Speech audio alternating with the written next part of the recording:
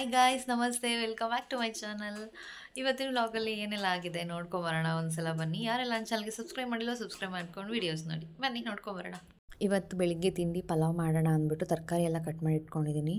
Tomato, beans ಮತ್ತು carrot, ಆಲೂಗೆಡ್ಡೆ, ಈರುಳ್ಳಿ ಮತ್ತು ಸ್ವಲ್ಪ ಪಾಲಕ್ ಸೊಪ್ಪಿತ್ತು, ಅದನ್ನು ಹಾಕ್ಬಿಡೋಣ. ಹಂಗೆ ಬಿಟ್ಟರೆ ಹಾಳಾಗೋಗ್ಬಿಟ್ಟು ಹಾಕ್ಬಿಡೋಣ ಅಂತಂದ್ಬಿಟ್ಟು ಅದನ್ನು ಹಾಕ್ಕೊಂಡಿದ್ದೀನಿ. ಇಲ್ಲಿ ತೆಂಗಿನಕಾಯಿ, ಪುದೀನ ಸೊಪ್ಪು, ಕೊತ್ತಂಬರಿ ಸೊಪ್ಪು ಮತ್ತು ಹಸಿಮೆಣಸಿಕಾಯಿ ಇಷ್ಟನ್ನು ಹಾಕಿ ಸ್ವಲ್ಪ ನೀರು ಹಾಕ್ಬಿಟ್ಟು ಸ್ವಲ್ಪ ತರಿಯಾಗಿ ರುಬ್ಬಿಟ್ಕೊಂಡಿದ್ದೀನಿ. ಬನ್ನಿ ಹೇಗೆ ಮಾಡ್ತೀನಿ ನೋಡ್ಕೊಂಬರೋಣ. ಫಸ್ಟು ಕುಕ್ಕರ್ಗೆ ಎಣ್ಣೆ ಹಾಕೋತಾ ಇದ್ದೀನಿ. ಎಲ್ಲರೂ ಒಬ್ಬೊಬ್ರು ಒಂದೊಂದು ಸ್ಟೈಲಲ್ಲಿ ಮಾಡ್ತಾರೆ. ನನಗೆ ಬಂದಂಗೆ ನಾನು ಮಾಡ್ತಿದ್ದೀನಿ. ನಾನು ಪಲಾವ್ ಎಲೆ ಅದು ಇದು ಏನೂ ಹಾಕೋತಾ ಇಲ್ಲ. ಚಕ್ಕೆ ಸಿಕ್ತು, ನಾನು ಕೈಗೆ ಏನು ಸಿಗುತ್ತೆ ಅದು ಹಾಕ್ತೀನಿ ಅಷ್ಟೇ. ಹುಡುಕಿ ಗಿಡ್ಕಿ ಹಾಕೋ ಅಷ್ಟೆಲ್ಲ ತಾಳ್ಮೆ ಇಲ್ಲ ನನಗೆ. ಚಕ್ಕೆ ಏಲಕ್ಕಿ ಸಿಕ್ತು, ಹಾಗಾಗಿ ಅದು ಮಾತ್ರ ಹಾಕ್ಕೊಂಡಿದ್ದೀನಿ. ಫಸ್ಟು ನಾನು ಬೀನ್ಸು, ಕ್ಯಾರೆಟು ಇದೆರಡು ಮಾತ್ರ ಹಾಕಿ ಒಂಚೂರು ಫ್ರೈ ಮಾಡ್ಕೊತೀನಿ. ನೆಕ್ಸ್ಟು ಶುಂಠಿ ಬೆಳ್ಳುಳ್ಳಿ ಪೇಸ್ಟ್ ಹಾಕ್ಕೊತೀನಿ. ಫಸ್ಟೇ ಹಾಕ್ಬಿಟ್ರೆ ಅದು ತಳ ಹಿಡ್ಕೊಂಬಿಡುತ್ತೆ, ಹಾಗಾಗಿ ನಾನು ಈ ಥರ ಮಾಡ್ಕೊತೀನಿ. ಇದಿಷ್ಟು ಹಾಕಿ ಒಂಚೂರು ಫ್ರೈ ಆದಮೇಲೆ ಆಲೂಗೆಡ್ಡೆ ಮತ್ತು ಈರುಳ್ಳಿ ಹಾಕಿದ್ದೀನಿ. ಇವಾಗ ಈರುಳ್ಳಿ ಸ್ವಲ್ಪ ಬೆಂದಮೇಲೆ ಕೊನೆಗೆ ನಾನು ಪಾಲಕ್ ಸೊಪ್ಪನ್ನ ಕಟ್ ಮಾಡಿ ಇಟ್ಕೊಂಡಿದ್ನಲ್ಲ, ಆ ಸೊಪ್ಪು ಹಾಕೋತಾ ಇದ್ದೀನಿ. ಇದನ್ನು ಹಂಗೆ ಒಂದು 2 ಸಲ ಕೈ ಆಡಿಸ್ಬಿಟ್ಟು ಆವಾಗಲೇ ರುಬ್ಬಿಟ್ಕೊಂಡಿದ್ನಲ್ಲ ಕಾಯಿ ಮತ್ತು ಪುದೀನ ಸೊಪ್ಪು, ಕೊತ್ತಂಬರಿ ಸೊಪ್ಪು ಎಲ್ಲ ರುಬ್ಬಿದ್ನಲ್ಲ ಅದನ್ನು ಹಾಕ್ಕೊತೀನಿ. ಅದಷ್ಟು ಸ್ವಲ್ಪ ಎಣ್ಣೆ ಬಿಡಬೇಕು. ಎಣ್ಣೆ ಬಿಟ್ಟ ಮೇಲೆ ಮತ್ತು ಟೊಮೆಟೊ ಹಾಕಿ ಫ್ರೈ ಮಾಡಿದ್ರೆ ಮುಗೀತು. ಸೊ ಫೈನಲಿ ಪಲಾವ್ ಈ ಥರ ಬಂತು. ತುಂಬ ಅಂಟಂಟಾಗೂ ಇಲ್ಲ, ತುಂಬ ಉದ್ರುದ್ರಾಗೂ ಇಲ್ಲ, ಮೀಡಿಯಮಾಗಿ ಬಂದಿದೆ. ಹಾಕ್ಕೊಂಡು ತಿನ್ಬೇಕು ಇವಾಗಷ್ಟೇ.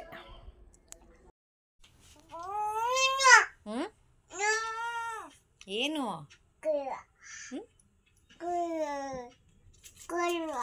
ಕೊಡಲ್ವಾ? ಆಯಿತು ಬಿಡು, ಕೊಡ್ಬೇಡ. ಏನದು ದುಡ್ಡು? ಯಾರು ಕೊಟ್ಟರು? ಯಾರು ಕೊಟ್ಟಿದ್ದು ಹೇಳು. Last video breast feeding stop ಮಾಡಿರೋ ಬಗ್ಗೆ ನಾನು ವಿಡಿಯೋ ಅಪ್ಲೋಡ್ ಮಾಡಿದ್ದೆ. ಎಲ್ಲ ಕೇಳ್ತಾಯಿದ್ರು ಪೇಯ್ನ್ ಇಲ್ವಾ, ಹೆಂಗೆ ಏನು ಅಂತೆಲ್ಲ. ಪೇಯ್ನು ಇತ್ತು, ಲೈಟಾಗಿ ಇವಾಗಿದೆ ಅಷ್ಟೇ. ಮುಂಚೆ ಜಾಸ್ತಿ ಇತ್ತು. ಅದೇ ಹೇಳಿದ್ನಲ್ಲ, ನಾನು 2 ದಿನಕ್ಕೊಂದ್ಸಲ 3 ದಿನಕ್ಕೊಂದ್ಸಲ ಈ ಥರ ಮಿಲ್ಕ್ನ ಎಕ್ಸ್ಪ್ರೆಸ್ ಮಾಡ್ತಾಯಿದ್ದೀನಿ. ಹಾಗಾಗಿ ನನಗೆ ಅಷ್ಟು ಪೇಯ್ನ್ ಇಲ್ಲ.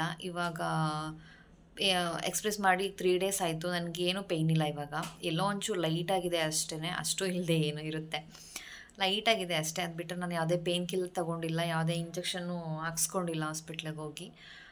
ಇರುತ್ತೆ, ಸ್ವಲ್ಪ ದಿವಸ ಇರುತ್ತೆ ಅಷ್ಟೇ, ಆಮೇಲೆ ಸರಿ ಹೋಗುತ್ತೆ. ಕೆಲವ್ರು ಹೇಳ್ತಾರೆ ಆ ಥರ ಎಕ್ಸ್ಪ್ರೆಸ್ ಮಾಡ್ಕೋಬಾರ್ದು, ಅದು ಹಾಲು ಉತ್ಪತ್ತಿ ಆಗ್ತಾನೇ ಇರುತ್ತೆ ಅಂತ. ಸೊ ಏನೋ ಗೊತ್ತು ಹಂಗಾಗುತ್ತೆ ಅಂತ. ಬಟ್ ಪೇಯ್ನ್ ತಿನ್ನೋದಕ್ಕಿಂತ 1 ಮಂತ್ ಲೇಟ್ ಆದರೂ ಪರವಾಗಿಲ್ಲ. ಈ ಥರ 3 ದಿನಕ್ಕೊಂದ್ಸಲ ತುಂಬ ಪೇಯ್ನ್ ಆಗ್ತಾಯಿದೆ ಅಂತ ಅನ್ನೋ ಟೈಮ್ಗೆ 3 ದಿನಕ್ಕೊಂದ್ಸಲ ಇಲ್ಲ 4 ದಿನಕ್ಕೊಂದ್ಸಲನೋ ಆ ಥರ ಎಕ್ಸ್ಪ್ರೆಸ್ ಮಾಡಿದ್ರೆ ಸೊ ದಿನಗಳು ಕಳೀತಾ ಹೊರ್ಟೋಗ್ಬಿಡುತ್ತೆ.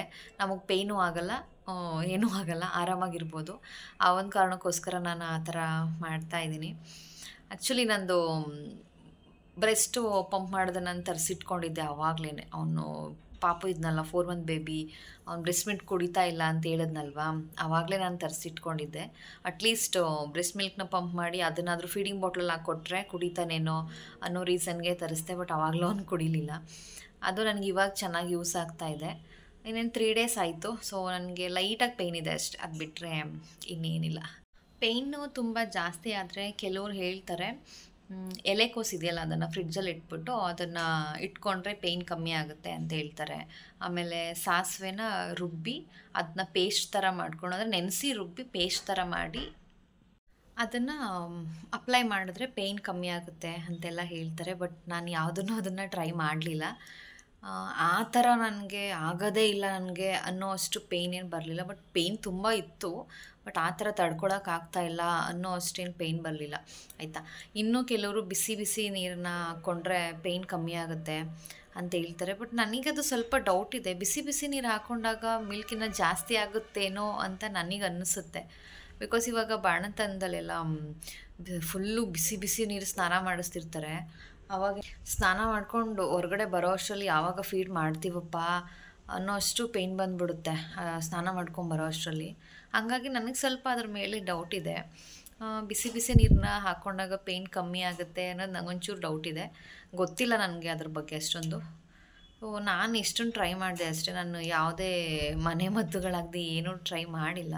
ನನಗೆ ಹಾಗೆ ಪೇಯ್ನ್ ಕಮ್ಮಿ ಆಗ್ತಾ ಇದೆ. ದಿನ ದಿನ ಕಳೀತಾ ಕಳೀತಾ ಪೇಯ್ನ್ ಕಮ್ಮಿ ಆಗ್ತಿದೆ. ಇಷ್ಟು ಮಾಡಿದ್ದೀನಿ ನಾನು ಅಷ್ಟೇ. ಆಮೇಲೆ ಇನ್ನೊಂದು ಪ್ರಶ್ನೆ ಏನಂತಂದರೆ, ಊಟ ತಿಂಡಿ ಎಲ್ಲ ಮಾಡ್ತಾಯಿದ್ದೀರಾ ಅಂತ. ಹೌದು, ಖಂಡಿತ ನಾನು ಯಾವುದನ್ನು ಮಿಸ್ ಮಾಡಿಲ್ಲ. ನಾರ್ಮಲ್ ಡೇಸಲ್ಲಿ ಯಾವ ಥರ ನಾನು ಊಟ ತಿಂಡಿ ಮಾಡ್ತಿದ್ನೋ ಅದೇ ಥರ ಊಟ ತಿಂಡಿ ತೊಗೋತಾ ಇದ್ದೀನಿ. ಕೆಲವ್ರು ಹೇಳ್ತಾರೆ ಆ ಥರ ಮಾಮೂಲಿ ಊಟ ತಿಂಡಿನೇ ತೊಗೊಂಡ್ರೆ ಬ್ರೆಸ್ಟ್ ಮಿಲ್ಕ್ ಇನ್ನೂ ಜಾಸ್ತಿ ಆಗುತ್ತೆ, ಸೊ ಪೇಯ್ನು ಜಾಸ್ತಿ ಆಗುತ್ತೆ ಅಂತ.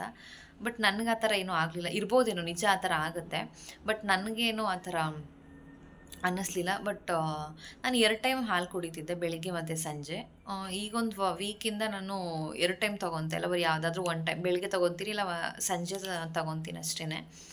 ಅದೊಂದು ಸ್ಕಿಪ್ ಮಾಡಿದ್ದೀನಿ. ಅದು ಬಿಟ್ಟರೆ ಊಟ ತಿಂಡಿ ಎಲ್ಲ ಮಾಮೂಲಿಯಾಗಿ ತೊಗೋತಾ ಇದ್ದೀನಿ. ಅಂದರೆ ಏನಾಗಿತ್ತು ಅಂತಂದರೆ, ನನಗೆ ಅಷ್ಟು ಜಾಸ್ತಿ ಮಿಲ್ಕ್ ಏನು ಬರ್ತಾ ಇರಲಿಲ್ಲ. ಹಾಗಾಗಿ ನನಗೆ ಅಷ್ಟು ಪೇಯ್ನ್ ಇಲ್ಲ ಅಷ್ಟೇ.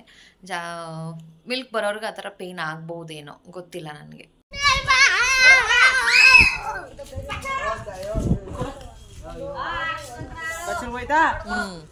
ಹೋಯ್ತಾ, ಹೋಗ್ಲಿ ಬಿಡು. ಕೊಡಲ್ಲ,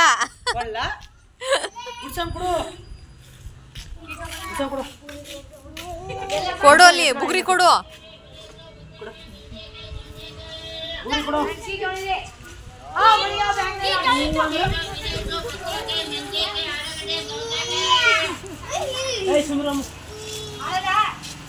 ಬೀಳ್ತೀಯ ಬೀಳ್ತೀಯ.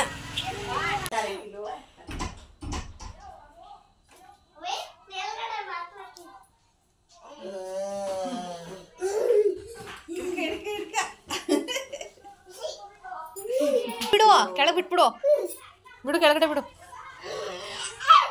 ಮುಟ್ಟು, ಹುಲ್ ತಿನ್ನು ಅಂತ ಹೇಳು.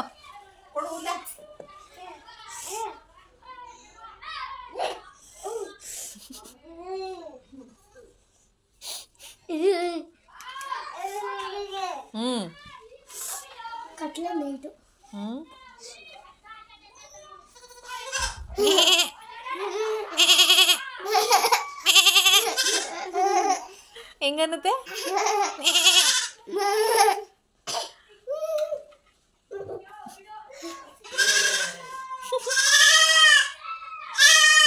ಅಮ್ಮ ಬೇಕಂತೆ. ಅಲ್ಲಿ ನಮ್ಮ ಹಿತ್ತಲಲ್ಲಿ ಹಿಂದ್ಗಡೆ ಒಂದು ಮನೇಲಿ ಒಬ್ಬರು ಮೇಕೆ ಮರಿಗಳು ಸಾಕಿದ್ದಾರೆ. ಅಲ್ಲಿಂದ ಒಂದು ಕೊಟ್ಟರು, ಒಂದು ಮೇಕೆ ಮರಿನ ಕೇಳ್ತಿದ್ನಲ್ಲ ಅಂತ ಅಂದ್ಬಿಟ್ಟು ಅದು ತೊಗೊಬಂದು ಅದ್ರ ಜೊತೆ ಆಟ ಆಡ್ತಾ ಇದ್ದಾನೆ. ನಾನಿಲ್ಲಿ ಬೀಟ್ರೋಟ್ ಪೌಡ್ರನ್ನ ಮಾಡ್ಕೊಳ್ತಾ ಇದ್ದೀನಿ. ಏನಕ್ಕೆ ಅಂತಂದರೆ ಫೇಸ್ ಪ್ಯಾಕ್ಗೆ ಅಂತ.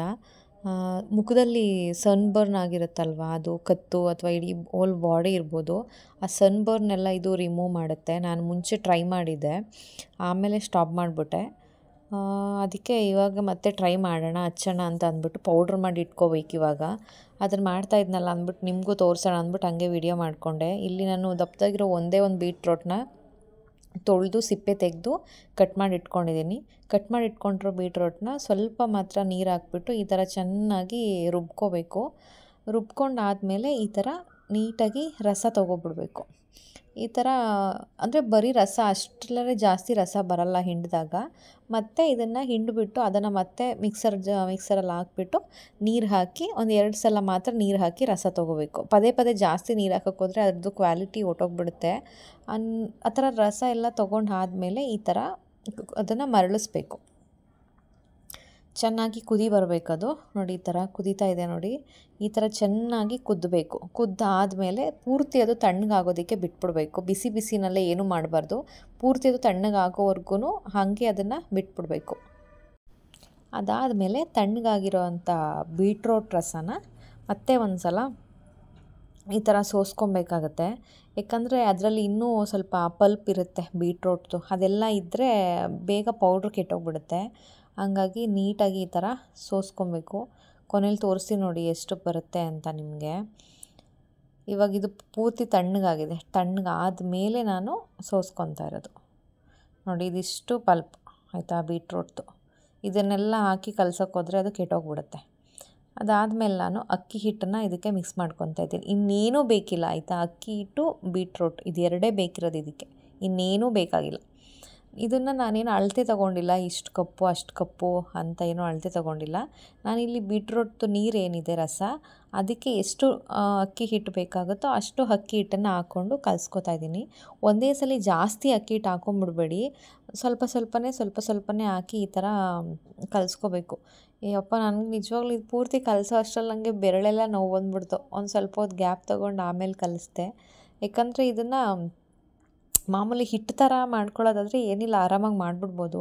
ಆ ಹಿಟ್ಟನ್ನು ಮತ್ತೆ ನಾವು ಪೌಡ್ರ್ ಅದಕ್ಕಾಗೋ ಅಷ್ಟು ಕ್ಯೂಚಿ ಅದನ್ನು ಪುಡಿ ಮಾಡಬೇಕಲ್ಲ ಕೈಯಲ್ಲೇ, ಅದು ಬೆರಳೆಲ್ಲ ನೋವು ಬಂದುಬಿಡುತ್ತೆ. ನೋಡಿ ಈ ಥರ ಸ್ವಲ್ಪನೇ ಹಾಕ್ಕೊಂಡು ಕಲಿಸ್ಕೋಬೇಕು. ಇನ್ನು ಕೆಲವರು ಬೀಟ್ರೋಟ್ನ ತುರಿದು ಅದನ್ನು ಒಣಗಿಸಿ ಮತ್ತೆ ಅದನ್ನು ಪೌಡ್ರ್ ಮಾಡಿ ಜರಡಿ ಹಿಡಿದು ಮಾಡ್ತಾರೆ. ಬಟ್ ನಾನು ಆ ಥರ ಮಾಡಿಲ್ಲ, ಅದು ತುಂಬ ಟೈಮ್ ತೊಗೊಳುತ್ತೆ. 2 ದಿವಸ ಆದರೂ ಚೆನ್ನಾಗಿ ಒಣಗಬೇಕದು. ನಾನು ಆ ಥರ ಮಾಡ್ಕೊಳ್ಳಿಲ್ಲ, ಅಕ್ಕಿ ಹಿಟ್ಟು ಜೊತೆ ಸೇರಿಸಿ ಮಾಡ್ಕೊತಾ ಇದ್ದೀನಿ ಬೀಟ್ರೋಟ್ ಪೌಡರು ಮಾರ್ಕೆಟಲ್ಲೂ ಸಿಗುತ್ತೆ. ಬಟ್ ಎಷ್ಟು ನನಗೆ ಗೊತ್ತಿಲ್ಲ ಅದು ಅಮೌಂಟ್ ಎಷ್ಟು ಅಂತ. ಬೇಕು ಅಂದರೂ ನಾವು ಅಲ್ಲಿ ಬೇಕಾದರೂ ತರಿಸ್ಕೊಬೋದು, ಮನೆಯಲ್ಲೇ ಮಾಡಿಕೊಂಡ್ರೆ ಬೆಟರ್ ಅಲ್ವಾ. ನೋಡಿ ಈ ಥರ ಇನ್ನೂ ಅದನ್ನು ಕಲಿಸ್ಬೇಕು ಪೌಡ್ರ್ ಥರ, ಬಟ್ ನನ್ನ ಕೈಯಲ್ಲಿ ಆಗ್ತಾಯಿಲ್ಲ ಅದನ್ನು ಕಲಿಸೋದಕ್ಕೆ. ಈಗ ಇಷ್ಟರಲ್ಲೇ ಇದನ್ನು ಜರಡಿ ಆಡ್ಕೊಂಬಿಡ್ತೀನಿ. ಜರಡಿ ಆಡಬೇಕು, ಖಂಡಿತ ಇದನ್ನು ಜರಡಿ ಆಡ್ಕೊಳ್ಳೇಬೇಕು. ಹಾಗೆ ಇಟ್ಕೊಂಡ್ರೆ ಸ್ಮೆಲ್ ಬಂದುಬಿಡುತ್ತೆ. ಒಂದೇ ದಿನದಲ್ಲಿ ಸ್ಮೆಲ್ ಬಂದುಬಿಡುತ್ತೆ ಇಟ್ಬಿಟ್ರೆ. ಯಾಕಂದರೆ ಇದು ಮುದ್ದೆ ಥರ ಇರುತ್ತಲ್ವ, ಹಾಗಾಗಿ ಬೇಗ ಸ್ಮೆಲ್ ಬಂದುಬಿಡುತ್ತೆ. ಹಾಗಾಗಿ ನೀಟಾಗಿ ನೋಡಿ ಈ ಥರ ಪೌಡ್ರ್ ಥರ ಆಗಬೇಕದು. ಅಷ್ಟನ್ನು ಜರಡಿ ಹಿಡ್ಕೊಂಡ್ರೆ ನೋಡಿ ಈ ಥರ ಪೌಡ್ರ್ ನಮಗೆ ಸಿಗುತ್ತೆ. ಇದನ್ನು ಒಂದು ಟೈಟಾಗಿರೋ ಅಂಥ ಒಂದು ಡಬ್ಬಕ್ಕೆ ಹಾಕಿ ಇಟ್ಕೊಂಡ್ರೆ, ಫ್ರಿಡ್ಜ್ ಇದ್ದರೆ ಫ್ರಿಡ್ಜಲ್ಲಿ ಬೇಕಿದ್ದರೂ ಇಟ್ಕೊಬೋದು. ತುಂಬ ದಿವಸ ಇದು ಬರುತ್ತೆ ಮನೇಲಿ ಇಟ್ಕೊಂಡು ದಿವಸ ಕಂಟಿನ್ಯೂಸಾಗಿ ಒಂದು 10 ದಿನ ಯೂಸ್ ಮಾಡಿದ್ರೆ ನಿಜವಾಗ್ಲೂ ಒಳ್ಳೆ ರಿಸಲ್ಟ್ ಕೊಡುತ್ತೆ.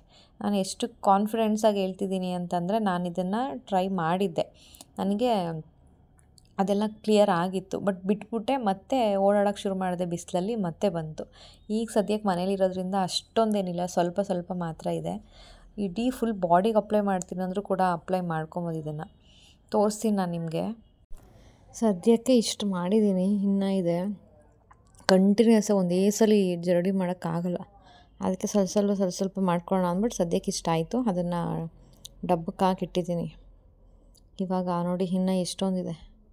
ಇದಿಷ್ಟು ಮಾಡೋದಕ್ಕೆ ತುಂಬ ಟೈಮ್ ಬೇಕು, ಅದೇ ಬೇಜಾರು ಇದ್ರ ಕೆಲಸ ಸ್ವಲ್ಪ. ಇವಾಗ ನಾನು ಮುಖಕ್ಕೆ ಅಪ್ಲೈ ಮಾಡಿ ತೋರಿಸ್ತೀನಿ ನಿಮಗೆ. ನಾನು 1 ರಿಂದ 1.5 ಸ್ಪೂನಷ್ಟು ಪೌಡ್ರನ್ನ ತೊಗೊತೀನಿ. ಅದು ಎಷ್ಟು ಬೇಕು ಅನ್ನೋದು ನಿಮ್ಮ ಇಷ್ಟ ಆಯಿತಾ. ನೀವು ಕತ್ತು, ಕೈ, ಕಾಲು ಎಲ್ಲದಕ್ಕೂ ಹಾಕ್ತೀನಿ ಅಂದರೆ ಜಾಸ್ತಿ ಕಲಿಸ್ಕೊಳ್ಳಿ. ನಾನು ಬರೀ ಕತ್ತು, ಮುಖ ಅಷ್ಟಕ್ಕೆ ಮಾತ್ರ ಅಪ್ಲೈ ಮಾಡಿ ತೋರಿಸ್ತೀನಿ ಇವಾಗ ಅಷ್ಟೇ. ಅದಕ್ಕೆ ಒಂದು ಸ್ವಲ್ಪ ತೊಗೊಂಡಿದ್ದೀನಿ, 1-1.5 ಸ್ಪೂನ್ ಆದರೆ ಸಾಕು ಅಷ್ಟೇ. ನನಗೆ ಕತ್ತಲೆಲ್ಲ ತುಂಬ ಇತ್ತು ಮುಂಚೆ, ಆವಾಗ ಮೊಬೈಲಲ್ಲಿ ನೋಡ್ಬಿಟ್ಟು ಟ್ರೈ ಮಾಡೋಣ ಅಂದ್ಬಿಟ್ಟು ಮಾಡಿದ್ದೆ ಒಂದು ಸಲ. ಯಾವಾಗ ಅಂದರೆ ಜಾಬ್ ಮಾಡ್ತಿದ್ನಲ್ಲ ಆವಾಗ. ಮಣಿ ನೋಡಿಬಿಟ್ಟು ಅದೇನಕ್ಕೆ ನಿಂಗೇನು ಮಾಡೋಕ್ಕೆ ಕೆಲಸ ಇಲ್ವಾ, ಇದೆಲ್ಲ ಮಾಡಿದ್ರೆ ಹೋಗುತ್ತಾ, ಹೋಗಲ್ಲ, ಅದೇನಕ್ಕೆ ಮಾಡ್ತೀಯಾ ಅಂತಿದ್ದ. ಆಮೇಲೆ ಸುಮ್ಮನೆ ಮಾಡ್ತಾಯಿದ್ದೆ, ಕಂಟಿನ್ಯೂಸಾಗಿ 1 ವಾರ ಮಾಡಿದೆ. ಆಮೇಲೆ ಅವನಿಗೆ ಅನ್ನಿಸ್ತು, ನಿಜ ಹೊರ್ಟೋಗಿದೆ ನೋಡು, ಇದೆಲ್ಲ ಹೋಗಿದೆ, ಇಲ್ಲವೇ ಇಲ್ಲ ಇವಾಗ ಅಂತ ಅವನೇ ಹೇಳ್ತಿದ್ದ. ಸೊ ಡಿಫ್ರೆನ್ಸ್ ನಮಗೆ ಗೊತ್ತಾಗೋಕ್ಕಿಂತ ಇನ್ನೊಬ್ರಿಗೆ ಗೊತ್ತಾದರೆ ಅದು ಎಫೆಕ್ಟಿವ್ ಆಗಿದೆ ಅಂತ ಅರ್ಥ. ನಾನು ಇದನ್ನು ಸನ್ಬರ್ನೆಲ್ಲ ಹೋಗ್ಸೋದಕ್ಕೆ ಎಷ್ಟು ಸುತ್ತಿದ್ದೀನಿ ಗೊತ್ತಾ ಹಾಸ್ಪಿಟಲ್ಗೆ. ಮೈಸೂರು JSSಲ್ಲಿ ಸುಮಾರು ದಿವಸದವರೆಗೂ ಟ್ರೀಟ್ಮೆಂಟ್ ತೊಗೊಂಡೆ. ಪುಟಾಣಿ ಡಬ್ಬ ಕೊಡೋರು, ಆಯಿಂಟ್ಮೆಂಟ್ ಬರ್ಕೊಡೋರು. ಒಂದು ಆಯಿಂಟ್ಮೆಂಟು ಅಲ್ಲ, ಅದು ಒಂಥರ ಕ್ರೀಮು, ಬಟ್ ಫುಲ್ ಕಾಸ್ಟ್ಲಿ. ಒಂದು ಡಬ್ಬಕ್ಕೇ ಪುಟಾಣಿದು, ಅದೂ 700 800 ಈ ಥರ ಇರ್ತಿತ್ತು. ಬಟ್ ಅಷ್ಟೆಲ್ಲ ಮಾಡಿದ್ರೂ ಅದು ಸನ್ಬರ್ನ್ ಎಲ್ಲ ಮಾರ್ಕ್ಸ್ ಎಲ್ಲ ಹೋಗಲೇ ಇಲ್ಲ, ಕಲೆಗಳು. ಆಮೇಲೆ ಇಲ್ಲಿ ಕಾನ್ವೆಂಟ್ ಹಾಸ್ಪಿಟ್ಲಿದೆ ಒಂದು ಅಸಿಸಿ ಅಂತ, ಅದು ಸ್ಕಿನ್ನು ರಿಲೇಟೆಡ್ ಏನೇ ಇದ್ರೂ ಕ್ಯೂರ್ ಆಗುತ್ತೆ ಅಲ್ಲಿ. ಅಲ್ಲೂ ಸುಮಾರು ಸಲ ಹೋದೆ, ಕಂಟಿನ್ಯೂಸಾಗಿ ಹೋದೆ, ಅವ್ರು ಕರ್ದಾಗೆಲ್ಲ ಹೋದೆ. ಬಟ್ ಬೇರೆ ಥರದ್ದೆಲ್ಲ ಕ್ಲಿಯರ್ ಆಯಿತು, ಬಟ್ ಇದು ಮಾತ್ರ ಕ್ಲಿಯರ್ ಆಗಲೇ ಇಲ್ಲ. ಹಾಗಾಗಿ ಹಾಸ್ಪಿಟಲ್ ಬೇಡ ತೋರಿಸೋದು, ಇದ್ದಂಗಿದೆ ಬಿಡು ಅಂತ ಅಂದ್ಬಿಟ್ಟು ನಾನು ಸುಮ್ಮನೆ ಆಗೋದೆ, ಎಲ್ಲೋ ತೋರ್ಸೋಕ್ಕೆ ಹೋಗಲಿಲ್ಲ. ನನಗೆ ಇವಾಗ್ಲೂ ಜಾಸ್ತಿ ಬಿಸಿಲಿಗೆ ಹೋಗ್ಬಿಟ್ರೆ ಆಗಲ್ಲ. ಅಂದರೆ ಡೈರೆಕ್ಟಾಗಿ ಬಿಸಿಲು ಕೈ ಮೇಲೆ ಮೈ ಮೇಲೆ ಬಿದ್ದರೆ ಮತ್ತೆ ಅದೇ ಥರ ಎಲ್ಲ ಸನ್ಬರ್ನ್ ಆಗಿಬಿಡುತ್ತೆ. ನನ್ನ ಕೈಯೆಲ್ಲ ಸ್ವಲ್ಪ ಹಂಗಾಗಿ ಸ್ವಲ್ಪ ಕಪ್ಪೇ ಇದೆ ಕೈ ಮತ್ತು ಕತ್ತು. ನನಗೆ ಆ್ಯಕ್ಚುಲಿ ಮುಖಕ್ಕೇನು ಇದು ಅವಶ್ಯಕತೆ ಇಲ್ಲ, ಕತ್ತಿಗೆ ಆ್ಯಕ್ಚುಲಿ ನನಗಿದು ಬೇಕಾಗಿರೋದು. ಎಲ್ಲ ಬಿಟ್ಬಿಟ್ಟಿದೆ ಮಾಡೋದು, ಕಂಪ್ಲೀಟಾಗಿ ಬಿಟ್ಬಿಟ್ಟಿದೆ ಎಲ್ಲನೂ ಜಾಬಿಗೆ ಜಾಯ್ನ್ ಆದಮೇಲೆ. ಇನ್ನು ಪಾಪು ಆದಮೇಲಂತೂ ಕೇಳಂಗೆ ಇಲ್ಲ. ಜಾಬಿಗೆ ಜಾಯ್ನ್ ಆದಮೇಲೂ ಯಾವುದಾದ್ರೂ ಸಂಡೇ ಫ್ರೀ ಸಿಕ್ಕಿದ್ರೆ ಏನಾದರೂ ಈ ಥರ ಮಾಡ್ಕೊತಿದ್ದೆ. ಬಟ್ ಪಾಪು ಹುಟ್ಟಿದ್ಮೇಲಂತೂ ಏನಂದರೆ ಏನೇನೂ ಮಾಡ್ಕೊತಾ ಇರಲಿಲ್ಲ. ಎಲ್ಲದ್ರ ಮೇಲೂ ಆಸಕ್ತಿ ಹೊರ್ಟೋಗ್ಬಿಟ್ಟಿತ್ತು. ಬಿಡು ಇನ್ನೇನಕ್ಕೆ ಅದೆಲ್ಲ ಅನ್ನೋ ಥರ. ಸೊ ಮಾಡೋಣ ತಡಿ, ಹಾಗೆ ಬಿಟ್ಬಿಡ್ಬಾರ್ದು ಅಂತ ಅಂದ್ಬಿಟ್ಟು ಟ್ರೈ ಮಾಡಿದೆ. ಒಣಗಿದ ಮೇಲೆ ನೋಡಿ ಈ ಥರ ಕಾಣಿಸ್ತಿದೆ. ಇದನ್ನು ಕಂಟಿನ್ಯೂಯಸ್ಸಾಗಿ ನಾವು ಟ್ರೈ ಮಾಡ್ತಾ ಇರಬೇಕು, ಅಪ್ಲೈ ಮಾಡ್ತಿರಬೇಕು. ಬಟ್ ನಾವು ಮಾಡಲ್ಲ, ಅದು ಹೋಗಲ್ಲ ಅಷ್ಟೇ. ಸೊ ಮುಖ ತೊಳೆದ ಮೇಲೆ ನಿಮಗೆ ತೋರಿಸ್ತೀನಿ ನೋಡಿ. ಈ ಥರ ನಾನಿಲ್ಲಿ ಯಾವುದೇ ಫಿಲ್ಟ್ರ್ ಹಾಕಿಲ್ಲ. ಇದೇನು ಒಂದು ಸಲ ಮಾಡಿದ ತಕ್ಷಣ ಏನು ರಿಸಲ್ಟ್ ಬರಲ್ಲ, ಕಂಟಿನ್ಯೂಸಾಗಿ ಮಾಡ್ತಾ ಇರಬೇಕು. ಆವಾಗ ನಮಗೆ ಒಳ್ಳೆ ರಿಸಲ್ಟ್ ಗೊತ್ತಾಗುತ್ತೆ. ಓಕೆ ಗಾಯ್ಸ್, ಇವತ್ತಿನ ವ್ಲಾಗ್ ನಾನು ಇಲ್ಲಿಗೆ ಮುಗಿಸ್ತಾ ಇದ್ದೀನಿ. Thanks for watching.